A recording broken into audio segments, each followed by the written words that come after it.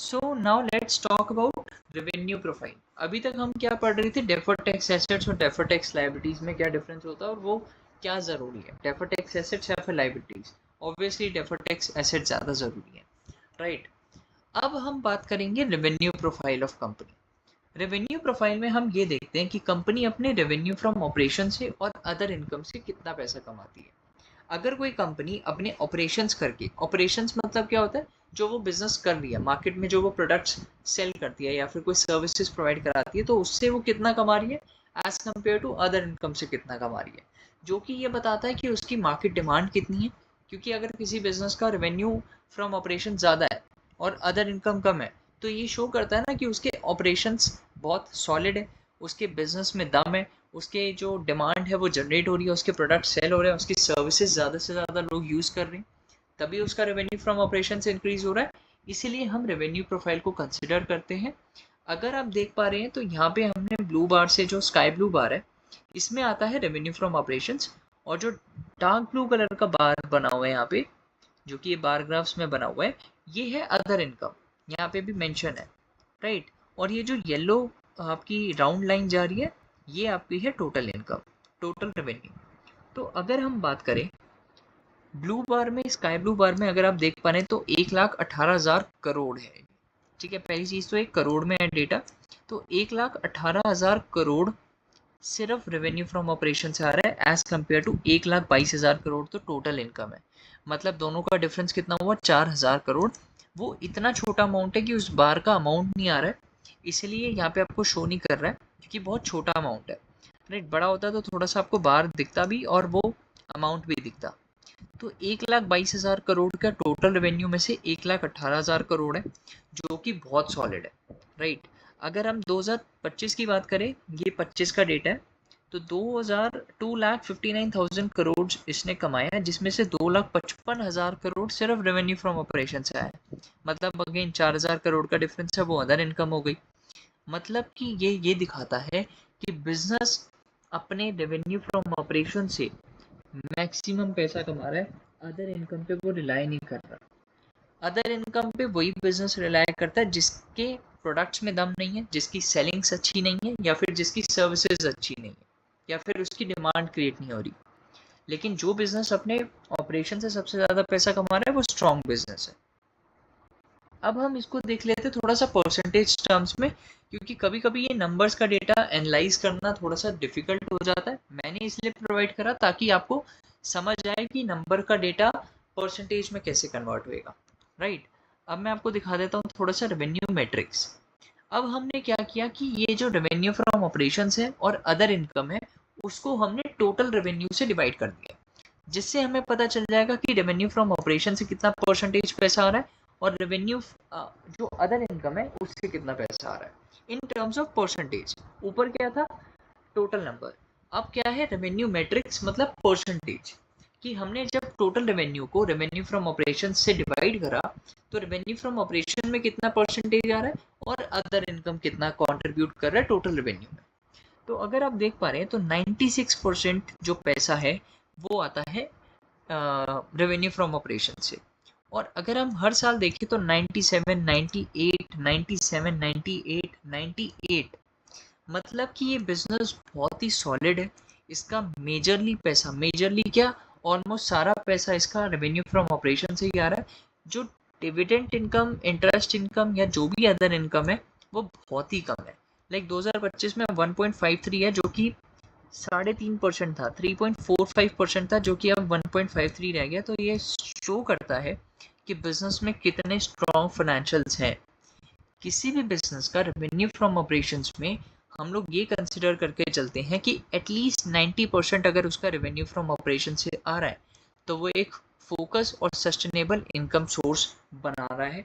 मतलब उसका जो रेवेन्यू है, उसका जो बिजनेस है, वो बहुत ही सॉलिड चल रहा है, क्योंकि उसका 90% एटलीस्ट से ऊपर ही आ रहा है, राइट। 96% तो उसने 2017 में था, अब तो 98 हो गया। मतलब वो ऑलमोस्ट स्ट्रॉन्ग फाइनेंशियल्स बना ही रहा है, उसका रेवेन्यू बहुत सॉलिड है। अब हम बात करते हैं इसके एक्सपेंसेस प्रोफाइल की।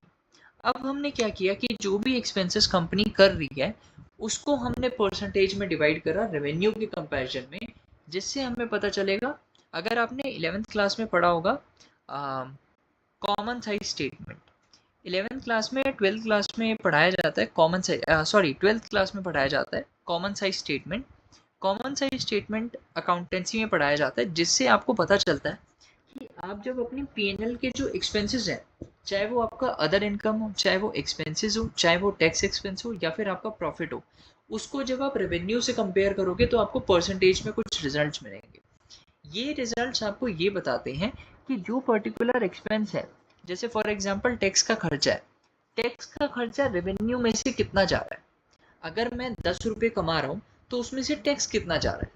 अगर मैं 10 रुपये कमा रहा हूँ तो उसमें से कॉस्ट ऑफ इक्विपमेंट कितना जा रहा है।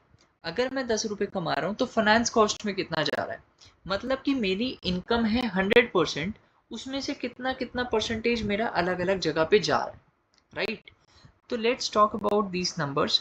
अगर आप देख पा रहे हैं तो हमने एक्सपेंसेस प्रोफाइल को कुछ ऐसे बांटा है कि एक तो है कॉस्ट ऑफ इक्विपमेंट COE, एक है FC मतलब फाइनेंस कॉस्ट, एक है डेप्रिसिएशन, एक है अदर एक्सपेंसेस और एक है टैक्स एक्सपेंसेस। अगर आप देख पा रहे हैं तो सबसे मेजर एक्सपेंसेस कहाँ जा रहे हैं कंपनी के, अदर एक्सपेंसेस में, जो कि है 67%। अब इसका मैं आपको एक बार रीजन बता देता हूँ। किसी भी बिजनेस में कॉस्ट ऑफ इक्विपमेंट होने चाहिए। इस बिजनेस में कॉस्ट ऑफ इक्विपमेंट इसलिए नहीं है क्योंकि ये सर्विस बेस्ड कंपनी है। सर्विस बेस्ड कंपनी में जो कॉस्ट ऑफ इक्विपमेंट का मतलब क्या होता है कि आप जो प्रोडक्ट्स बना रहे हो उसकी जो कॉस्ट आती है, ये कंपनी तो सर्विस प्रोवाइड करा रही है तो इसकी जो कॉस्टिंग होती है वो बहुत ही कम होती है। लेकिन इसके जो अदर एक्सपेंसेस होते हैं वो जनरली हायर होते हैं as compare to cost, because other expenses में आपके आते हैं सेलिंग एंड जनरल एडमिनिस्ट्रेशन, आपके एडवर्टाइजमेंट एक्सपेंसेस, आपके लेबर वेलफेयर फंड्स, या फिर आप कोई डायरेक्टर को रेम्यूनरेशन देते हो, या फिर कोई फीस पेड करते हो, या फिर रेंट पे करते हो, कोई भी सर्विस प्रोवाइड कराने के लिए आपको सॉफ्टवेयर टेक्नोलॉजी चाहिए तो उसमें आपने खर्चा किया, कोई R&D का खर्चा हुआ, तो ये सारे अदर एक्सपेंसेस में आ जाते हैं। इसलिए इसका परसेंटेज जो है वो ज़्यादा है as compare to other expenses. दूसरी चीज़ हमने FC दिखाया है फाइनेंस कॉस्ट। अगर आप देख पा रहे हैं तो यहाँ पे फाइनेंस कॉस्ट का बार बन नहीं रहा है। अगर आप इस यहाँ पे देखेंगे 2020 में जाके कहीं बिल्कुल छोटा सा बार बन के आ रहा है, जो कि पॉइंट पॉइंट में होगा या फिर 1% या 2% होगा, इसलिए वो बार बन के आ नहीं रहा है। तो 1 या 2% आपका बिजनेस में इम्पैक्ट नहीं डालता फाइनेंस कॉस्ट, क्योंकि आप कमा रहे हैं 10 रुपये और उसमें से 0.1 रुपीज़ अगर आपका जा रहा है तो इसमें आपको कोई फ़र्क नहीं पड़ना चाहिए, क्योंकि फाइनेंस कॉस्ट इतना तो होगा। फाइनेंस कॉस्ट का मतलब होता है कि जब आप कोई बिजनेस में रन करते हैं तो आप अल्टीमेटली सारा पैसा तो खुद से लगाते नहीं है, आपको कुछ लोन तो चाहिए। अब आप जब लोन लेंगे तो उस पर कुछ आपको इंटरेस्ट पे करना होगा, उसी इंटरेस्ट को हम कहते हैं फाइनेंस कॉस्ट, राइट। दूसरी चीज़ आती है डेप्रिसिएशन। डेप्रिसिएशन वो खर्चा है जो बिजनेस में लगता ही है। जैसे कोई भी बिजनेस है उसमें प्लांट एंड इक्विपमेंट्स तो होते ही हैं, या फिर कोई मशीनरी होती है। उस मशीनरी पे जो, अब फॉर एग्जांपल मैं थोड़ा सा एग्जांपल से बता देता हूँ डेप्रिसिएशन का। कोई मशीनरी मैं आज लाया 5 लाख की, अब वो 5 लाख की मशीनरी आज 2025 में है, 2030 में भी वो 5 लाख की रहेगी? नहीं। कोई गाड़ी अगर मैं लाता हूँ तो वो आज 5 लाख की है, तो क्या वो 2030 या 35 में 5 लाख की रहेगी? नहीं, उसकी वैल्यू कम हो जाती है। जनरली उसकी वैल्यू जा रही होती है 2 लाख, 2.5 लाख या 1 लाख रुपए। अब जो बीच का पीरियड था वो था 10 साल, और उसकी जो वैल्यू कम हुई उसे हम कहते हैं डेप्रिसिएशन। जब भी कोई टेंजिबल एसेट्स ऐसे जिसको आप टच कर सकते हो, फील कर सकते हो, आप उसको देख सकते हो, राइट। जैसे प्लांट और मशीनरी को आप देख सकते हो, टच कर सकते हो। बिल्डिंग को आप, बिल्डिंग में जनरली डेप्रिसिएशन नहीं लगता। कार को आप टच कर सकते हो, बाइक को आप टच कर सकते हो, आप मोटर व्हीकल को टच कर सकते हो, आप स्कूटी को टच कर सकते हो। ऐसे एसेट्स, और ये सारे एसेट्स होते हैं। तो ऐसे एसेट्स जिनको आप टच कर सकते हो उनकी जब वैल्यू कम होती है, टेंजेबल एसेट्स जिनको आप टच कर सकते हो और उनकी value over the period of time पे जब वो कम होती है, तो उसे हम कहते हैं डेप्रिसिएशन। डेप्रिसिएशन बिजनेस में बहुत ज़रूरी होता है, क्योंकि वहाँ पे आपको बताता है कि कितना खर्चा जा रहा है। डेप्रिसिएशन का एक्सपेंस कंसिडर करना इसलिए ज़रूरी होता है क्योंकि आपको ये बताता है कि आपका कितना परसेंटेज रेवेन्यू में से डेप्रिसिएशन के खर्चे में जा रहा है। अगर आप देख पा रहे हैं तो डेप्रिसिएशन का खर्चा भी अच्छा खासा तो नहीं है, लेकिन ठीक ठाक है, ठीक ठाक अभी भी है। ऑरेंज बार जो है ये बना हुआ है, इसकी परसेंटेज इसलिए नहीं आ रही क्योंकि थोड़ा सा कम है। फिर आता है अदर एक्सपेंसेस, जैसे कि हमने बात करी सेलिंग एंड जर्नल एडमिनिस्ट्रेशन या फिर रिसर्च एंड डेवलपमेंट का कोई खर्चा आ गया तो उसको हमने selling and journal other expenses में इंक्लूड किया हुआ है, तो अराउंड 67% है, जो कि ठीक है, राइट। अब हम बात करते हैं टैक्स एक्सपेंसेस। टैक्स एक्सपेंसेस क्या होते हैं? जो रेवेन्यू आप जब कमाते हो और उसमें से कुछ प्रॉफिट तो आपको बचेगा, उस प्रॉफिट पे आपको टैक्स देना होता है गवर्नमेंट को, राइट। गवर्नमेंट को भी कुछ टैक्स तो देना ही है। तो अल्टीमेटली जो गवर्नमेंट का टैक्स बनता है, इनका हर साल 6%, 6.5% इनको टैक्स देना पड़ता है। 6.5 एवरेज चल रहा है इनका, तो 6.5% टैक्स अमाउंट बहुत सही है। उससे ज़्यादा होता है तो ये दिखाता है कि कंपनी पे टैक्स लायबिलिटी बहुत ज़्यादा है, लेकिन इनका 6.5% है, ये दिखाता है कि कंपनी पे टैक्स एक्सपेंसेस बहुत कम है, क्योंकि ये डेफर्ड टैक्स एसेट्स आपने देखे होंगे, ये एडवांस टैक्स पेमेंट कर देते हैं, जिससे इनके हर साल के टैक्स एक्सपेंसेस थोड़े से कम आते हैं, ठीक है। तो हमने यहाँ पे लिखा हुआ है पॉइंट बी। फिर आते हैं हम लोग प्रॉफिट पे। अब प्रॉफिट बेसिकली क्या होता है? प्रॉफिट होता है आपका बिजनेस में जब आप रेवेन्यू कमाते हो और उसमें से अपने सारे खर्चे निकाल देते हो तो कुछ आपको प्रॉफिट बचता है। तो वो प्रॉफिट रेवेन्यू के टर्म्स में कितना परसेंटेज आ रहा है, कितना परसेंटेज आप जीपी रेशो में बचा रहे हो, कितना पीबीटी में और कितना पीएटी में। मतलब कि जीपी रेशो का मतलब होता है ग्रॉस प्रॉफिट। ग्रॉस प्रॉफिट का मतलब होता है जब आप रेवेन्यू कमाते हो बिजनेस में, उसमें से आप जब कॉस्ट ऑफ इक्विपमेंट, सिर्फ कॉस्ट ऑफ मटेरियल कंज्यूम या फिर इक्विपमेंट की आप जब कॉस्ट आप माइनस कर देते हो तो आपको बचता है ग्रॉस प्रॉफिट। उस ग्रॉस प्रॉफिट में जब आप सारे एक्सपेंसेस निकालते हैं जो कि होते हैं ऑपरेटिंग एक्सपेंसेस, जो कि बिजनेस को चलाने के एक्सपेंसेस होते हैं, जब आप उस ग्रॉस प्रॉफिट में से वो ऑपरेटिंग एक्सपेंसेस माइनस कर देते हो तो आपको बचता है प्रॉफिट बिफोर टैक्स। अब ये जो प्रॉफिट आया वो आया है बिफोर टैक्स। जब आप उसमें टैक्स भी पे कर देते हो तो फिर आता है आपका प्रॉफिट आफ्टर टैक्स। तीन टाइप के प्रॉफिट्स आते हैं बिजनेस में: gross profit, profit before tax, profit after tax. Gross profit मतलब कॉस्ट ऑफ इक्विपमेंट हटा के फिर ग्रॉस प्रॉफिट बचा। प्रॉफिट बिफोर टैक्स मतलब सारे operating expenses, cost of equipments भी हटा दिए, अब जो बचा वो प्रॉफिट बिफोर टैक्स है। जैसे ही आप टैक्स पे कर देंगे आपका हो जाएगा प्रॉफिट आफ्टर टैक्स। तो यहाँ पे हम लोग ये पॉइंट रख के चलते हैं कि किसी भी बिजनेस में 67 उसका ग्रॉस प्रॉफिट होना चाहिए, जो कि इस कंपनी में है 65% है, और हमने रखा हुआ है कि अबव 60% इज गुड। तो 60% उसका ग्रॉस प्रॉफिट है, जो कि अच्छी बात है। पीबीटी मार्जिन जो होना चाहिए वो 25 से 30% होना चाहिए, जो कि इनका 18 से 17% चल रहा है, जो कि ठीक भी है, उससे कम तो नहीं हो रहा। अगर आप देख रहे हैं तो 19% से 18% पे आ गए, लेकिन इतना कम नहीं हुआ है कि आप नेग्लेजेबल समझे। अगर हम नेट प्रॉफिट मार्जिन की बात करें तो 12 से 15% हर साल होना चाहिए, जो कि है, हर साल 12 से 15% चल रहा है, जो कि परसेंटेज थोड़ा कम हो गया है, लेकिन अभी भी स्टेबिलिटी बना रखी है, रेवेन्यू में प्रॉफिट बन रहा है। 13% का प्रॉफिट भी is not a bad profit, although ये डिक्लाइन हुआ है 2017 से, लेकिन 2017 के बाद से बहुत सारी चीज़ें चेंज हुई हैं, लेकिन फिर भी इन्होंने कंसिस्टेंट प्रॉफिट लास्ट 5 इयर्स में बनाए हैं। 13.60 पे थे, 13.75, 13.14। कोविड के टाइम से भी अगर हम देखें तो 13% रिटर्न अभी भी जनरेट कर रहे हैं। तो ऐसा नहीं है कि ये कंपनी एक डिक्लाइनिंग कंपनी है, ये एक अच्छी कंपनी है, इसका प्रॉफिट परसेंटेज अच्छा है, ठीक है। थोड़ा पीबीटी मार्जिन में प्रॉब्लम है, 25 से 30% होना चाहिए, लेकिन ये भी अच्छा है। बट अगर हम बात करें प्रॉफिट आफ्टर टैक्स की तो ये भी अच्छा है। अभी जब तक 12 से 15% में ऑपरेट कर रहे हैं ईयर ऑन ईयर बेसिस पे, तो ये कंपनी अच्छी कंपनी है, फाइनेंशियल स्ट्रेंथ बताती है कंपनी। अब हमने थोड़ा सा नंबर्स के टर्म्स में कंपेयर कर लिया कि प्रॉफिट बिफोर टैक्स नंबर्स में कितना आता है और आफ्टर टैक्स कितना आता है। तो अगर आप हर साल देख पा रहे हैं तो 2017 से 26,000 करोड़ था, आज 50,000 करोड़ है, जो कि ये दिखाता है कि डबल हो गया है। पिछले 9 साल में डबल हो गया है इनका प्रॉफिट, और आने वाले टाइम में भी अगर आप ईयर ऑन ईयर बेसिस पे भी देख रहे हैं तो नंबर्स के टर्म्स में डेली बेस हर साल इंक्रीज ही हो रहा है। 38, 42, 46, 49 प्रॉफिट बिफोर टैक्स भी इंक्रीज हो रहा है, प्रॉफिट आफ्टर टैक्स भी इंक्रीज हो रहा है। दैट शोज कि बिजनेस अच्छा परफॉर्म कर रहा है, ईयर ऑन ईयर बेसिस पे रेवेन्यू और प्रॉफिट्स ग्रोथ ही कर रहे हैं। अब हम बात करते हैं ईपीएस ग्रोथ। अब ईपीएस क्या होता है? ईपीएस बेसिकली होता है अर्निंग पर शेयर, कि एक शेयर पे एक इंडिविजुअल कितना प्रॉफिट कमा रहा है, कितना पैसा वो एक शेयर पे कितना कमा रहा है।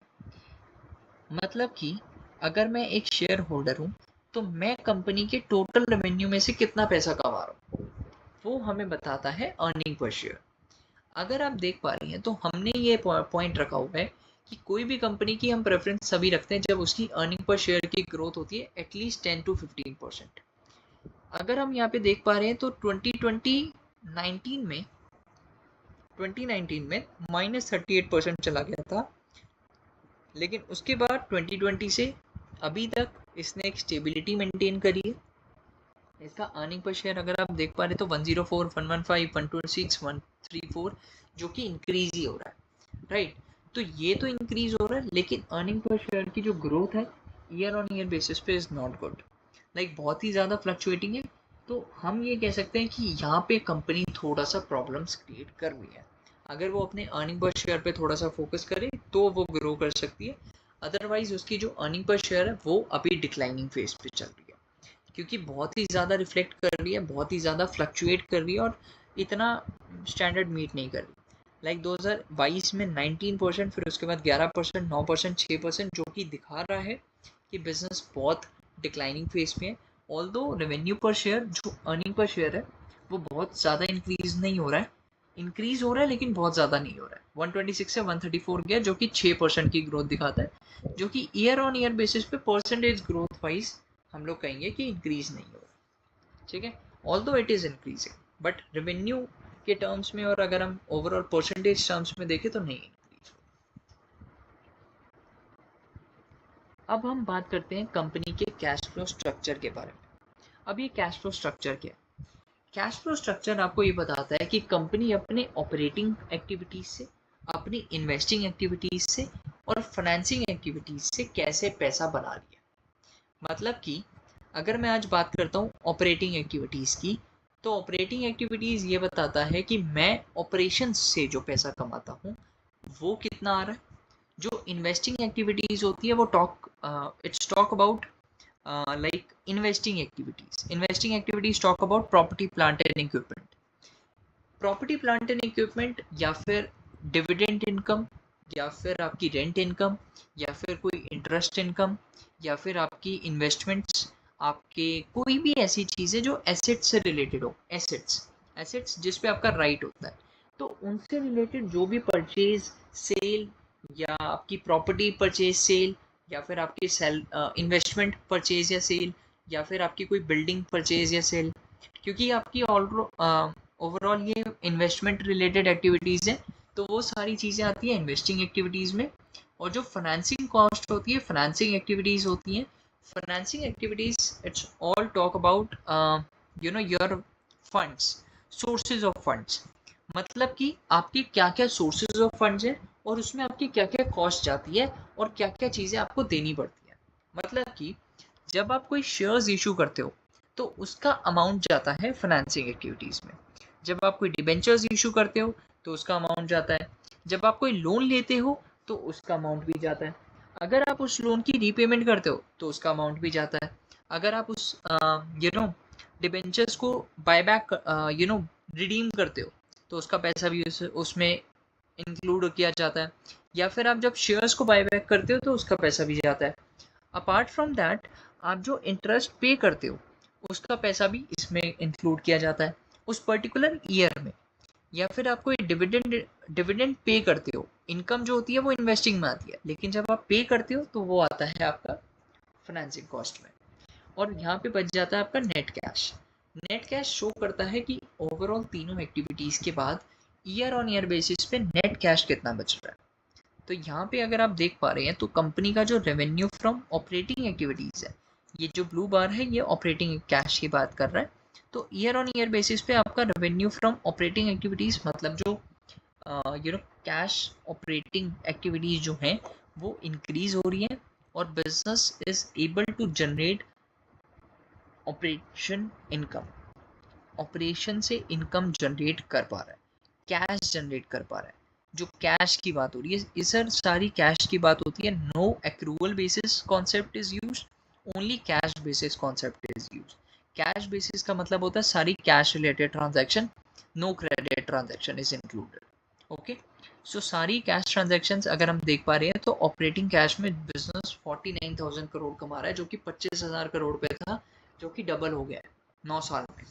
और अगर हम देखें यहाँ पे इसकी जो इन्वेस्टिंग एक्टिविटीज़ है बहुत ही मैनेज है, लाइक इन्वेस्टिंग एक्टिविटीज बहुत ही ज़्यादा मैनेज है, 8,000 करोड़ 1,000 करोड़, जो कि इन्वेस्टिंग एक्टिविटीज थोड़ी ज़्यादा हो सकती है क्योंकि आपकी इन्वेस्टमेंट ज़्यादा होनी चाहिए, बट यहाँ पे एक मैनेज इन्वेस्टिंग एक्टिविटीज़ है जो कि ओके है, राइट। इन्वेस्टिंग आउटफ्लो कंट्रोल्ड है, इसका ज़्यादा है, बहुत ज़्यादा इसने कंट्रोल किया हुआ, लेकिन कंट्रोल्ड है। लेकिन अगर हम बात करें फाइनेंसिंग कॉस्ट की, तो फाइनेंसिंग एक्टिविटीज से जो रिलायंस है बिजनेस का, वो बहुत ही ज़्यादा होता जा रहा है as compare to their operating activities. मतलब ये दिखाता है कि बिजनेस अपना फाइनेंसिंग एक्टिविटीज़ पे थोड़ा ज़्यादा रिलाय करता है। अगर हम इसके कैश फ्लो स्ट्रक्चर से समझे तो इसका जो ऑपरेटिंग एक्टिविटीज़ है वो भी अच्छा है, लेकिन इसकी फाइनेंसिंग कॉस्ट भी ज़्यादा है। मतलब फाइनेंसिंग एक्टिविटीज़ से जो पैसा बन रहा है वो भी ज़्यादा है, ज़्यादातर माइनस में है, जो कि ये तो हम कह सकते हैं कि बिजनेस अच्छी बात है वैसे तो, क्योंकि यहाँ पे माइनस का रिजल्ट मतलब होता है कि बिजनेस जो है रीपे कर रहा है ज़्यादा से ज़्यादा। अगर उसने लोन लिया तो प्लस होता, जब वो रीपेमेंट कर रहा है तो उसका जो है रिलायंस ज़्यादा है, राइट। मतलब कि फॉर एग्जाम्पल मैं आपको थोड़ा समझा देता हूँ। जैसे मान लेते जब मैं लोन लेता हूँ, तो जब मैं लोन लेता हूँ तो उसका पैसा मेरे पास आ रहा है, तो मैं अपनी कैश फ्लो स्टेटमेंट में ये डाल देता हूँ कि मैंने बोरो किया 50 लाख रुपया। जब मैं उसको रीपे करता हूँ ना, तो मैं वहाँ पे माइनस कर देता हूँ। तो इसीलिए यहाँ पे जो ये माइनस में आपको दिखा रहा है, ऑल्दो ये ज़्यादा है, लेकिन एक अच्छी चीज़ भी है क्योंकि बिजनेस ज़्यादा से ज़्यादा अपना डेट रीपेमेंट कर रहा है। डेट रीपेमेंट कर रहा है या फिर कोई डिविडेंड पेड कर रहा है। जनरली क्या होता है, बिजनेस जब डिविडेंड पे कर रहा है तो उसको कैश देना पड़ेगा, जब वो इंटरेस्ट पे करेगा तो कैश देना पड़ेगा, जब वो बोरविंग्स को रीपेमेंट करेगा तो कैश देना पड़ेगा। तो ज़्यादा से ज़्यादा उसका खर्चा यहाँ जा रहा है। इन्वेस्टिंग को मैनेज करना है इसको, ऑपरेटिंग एक्टिविटीज़ गुड है, लेकिन इन्वेस्टिंग को थोड़ा मैनेज करें और अपनी इसको रिलायंस कम रखे, मतलब इसकी बोरविंग ज़्यादा नहीं होनी चाहिए। पॉजिटिव अगर फाइनेंसिंग एक्टिविटीज़ होती हैं तो वो थोड़ा सा ज़्यादा प्रॉब्लमेटिक होता है, क्योंकि पॉजिटिव का मतलब होता है कि वो ज़्यादा से ज़्यादा अपने शेयर्स इशू कर रहा है या फिर अपने बोरविंग ज़्यादा कर रहा है या फिर लोन ज़्यादा ले रहा है, जो कि उसमें एक प्रॉब्लम्स क्रिएट करता है। अगर वो बिजनेस रीपे कर रहा है मैक्सिमम से मैक्सिमम पैसा, तो वो बहुत ही अच्छी बात है। ज़्यादा भी नहीं होना चाहिए, लेकिन रीपेमेंट वो कर रहा है, माइनस में है मतलब वो रीपेमेंट तो कर रहा है। अब हम बात करते हैं कैश फ्लो टू नेट। यहाँ पे हमने बस जस्ट इतना करा कि इस कैश फ्लो को, जैसे ऑपरेटिंग एक्टिविटीज़ को हमने नेट कैश से कंपेयर कर दिया, इन्वेस्टिंग एक्टिविटीज़ को नेट कैश से और फाइनेंसिंग को नेट कैश से कंपेयर कर दिया, जो कि आपको थोड़ा सा ओवरऑल रिजल्ट बता देगा कि क्या क्या चल रहा है। 56 ये है, 2 ये है, -58 ये हो गया, जीरो कैश फ्लो बच गया बिजनेस में। अब आते हैं हम लोग कंपैरिजन बिटवीन फाइनेंस कॉस्ट कितनी थी और फाइनेंस कॉस्ट आपने पे कितनी करी, मतलब इंटरेस्ट पेड कितना किया आपने और फाइनेंस कॉस्ट थी कितनी। इसका मतलब फाइनेंस कॉस्ट हमने कहाँ से ली, फाइनेंस कॉस्ट अगर आपको याद होगा हमने P&L स्टेटमेंट में देखा था। और इंटरेस्ट पेड का मतलब क्या होता है, जो आपको मैंने अभी बताया, cash flow from financing activities में इंटरेस्ट पेड का एक ऑप्शन होता है, जब आप लोन लेते हैं तो आप इंटरेस्ट पे भी करते हैं। तो यहाँ पे हमने ये पॉइंट डाला कि बिजनेस की जो फाइनेंस कॉस्ट है और जो वो फाइनेंस कॉस्ट पे कर रहा है, वो दोनों ऑलमोस्ट इक्वल होनी चाहिए। बिकॉज इसका मतलब ये होता है कि जितना खर्चा बिजनेस पे है, जितना उसको पे करना है फाइनेंस कॉस्ट का, उतना वो पे तो एटलीस्ट कर रहा है। अगर आप देख पा रहे हैं तो कंपनी ने 32 करोड़ का फाइनेंस कॉस्ट था, जिसमें से 20 करोड़ दिया, 12 करोड़ नहीं दिया। ये 924 637 करोड़ में है डेटा, राइट। ये सारा डेटा अभी करोड़ में ही है, ठीक है। तो 924 करोड़ का मतलब क्या है कि 924 करोड़ का खर्चा था कंपनी पे और 924 करोड़ ही कंपनी ने दिया। इसका मतलब है कंपनी की सारी फाइनेंस कॉस्ट कंपनी ने पे करी। लेकिन अगर हम आज देखें, कंपनी पे फाइनेंस कॉस्ट कितनी थी, 796 करोड़, और 840 करोड़ कंपनी को देना पड़ गया। ये तो ज़्यादा हुआ, 2025 में कंपनी ने ज़्यादा दिया। इसका मतलब है कि कंपनी ने पिछले साल थोड़ा कम दिया था, राइट। अगर आप देख पा रहे तो 778 का खर्चा था, 699 दिया बिजनेस ने, जो कि कम है। 779 का खर्चा था, इसमें तो दे दिया, लेकिन इस साल में तो दिया नहीं, तो अब अगले साल देना पड़ेगा। तो 796 में 840 करोड़ देना पड़ गया बिजनेस को, जो कि अल्टीमेटली उसके प्रॉफिट पे तो इम्पैक्ट डालेगा। इसलिए हम लोग ये पॉइंट बना के चलते हैं कि किसी भी कंपनी की जो फाइनेंस कॉस्ट है और जो भी वो इंटरेस्ट पे करता है, वो दोनों सिमिलर होने चाहिए या फिर नियर बाय होने चाहिए, ज़्यादा गैप नहीं होना चाहिए। जैसे कि अगर आप देख पा रहे हैं तो 778 करोड़ का खर्चा था, अगर पिछले साल 2024 में दे देता तो इस साल इसको 796 करोड़ देना पड़ता, लेकिन इस साल इसने कितना दिया, 840 करोड़, जो कि उसकी क्या बताता है कि कंपनी में थोड़ा पैसा ही कम हो गया। राइट। अगर आप देख पा रहे हैं तो 40 + 4 44 करोड़ का खर्चा एक्स्ट्रा हो गया। 44 करोड़ अगर उसके प्रॉफिट में इंक्रीज हो जाते तो प्रॉफिट थोड़ा सा इंक्रीज हो जाता। राइट। तो इसलिए हम लोग ये एक्सपेक्ट करके चलते, ऑल्दो ये ठीक है कंपनी ने एटलीस्ट पे करा, लेकिन फिर भी कंपनी को अपने एक्सपेंसेस को, मतलब जो उसकी फाइनेंस कॉस्ट है और पेड, दोनों इक्वल ही होनी चाहिए, क्लोजली मैच होनी चाहिए। ठीक है। एक्रूअल डिस्क्रिपेंसीज हमने डाला हुआ है पॉइंट, मिनिमल एक्रूअल डिस्क्रिपेंसीज, इसका मतलब होता है मिनिमम एक्रूअल बेस्ड डिस्क्रिपेंसीज का मतलब होता है कि कंपनी पे फ्यूचर का खर्चे का ऑब्लिगेशन ना है, फ्यूचर पे जो कॉस्ट उसको पे करनी है उसका ऑब्लिगेशन ना है। अब हम बात करते हैं free cash flow. Free cash flow का मतलब होता है कि आपके पास जो ऑपरेटिंग कैश आया था, जब आपने कैश फ्लो स्टेटमेंट देखी, उसमें जो ऑपरेटिंग एक्टिविटीज का जो पैसा है, उसमें से जब आप नेट कैपेक्स को माइनस करते हो तो आपके पास बचता है एक फ्री कैश फ्लो, जिससे आप डेट रीपेमेंट कर सकते हो, डिविडेंड पे कर सकते हो, री इन्वेस्ट कर सकते हो उस पैसे को, कुछ भी उस कैश का कर सकते हो, वो फ्री कैश है। बट पहले नेट कैपेक्स का खर्चा। अब ये नेट कैपेक्स क्या चीज़ है? नेट कैपेक्स का मतलब होता है जब आप कोई प्रॉपर्टी प्लांट इक्विपमेंट्स, जब आप कोई भी प्रॉपर्टी प्लांट इक्विपमेंट खरीदते हो और माइनस करते हो उसमें से जो आपने सेल करा, आपने परचेज करा माइनस जितना सेल करा, उन दोनों को प्लस माइनस करने के बाद जो अमाउंट बचता है उसे हम कहते हैं नेट कैपेक्स। जब आप कोई भी प्रॉपर्टी खरीदते हो और कोई भी प्रॉपर्टी उस साल मान लेते आपने बेच भी दी, तो उन दोनों का जो नेट अमाउंट है उसमें से उसको माइनस करा, जो नेट अमाउंट है उसे हम कहते हैं नेट कैपेक्स। तो नेट कैपेक्स कैसे बचते, तो नेट कैपेक्स को हम किससे माइनस करते हैं, ऑपरेटिंग एक्टिविटीज के क्या जो पैसा आता है उसमें से हम नेट कैपेक्स को माइनस करते हैं, तो हमारे पास बच जाता है फ्री कैश फ्लो। अगर आप देख पा रहे हैं तो हर साल कंपनी के पास फ्री कैश फ्लो पॉजिटिव है, जो कि एक बहुत ही स्ट्रॉन्ग ऑपरेशनल एफिशिएंसी बताता है।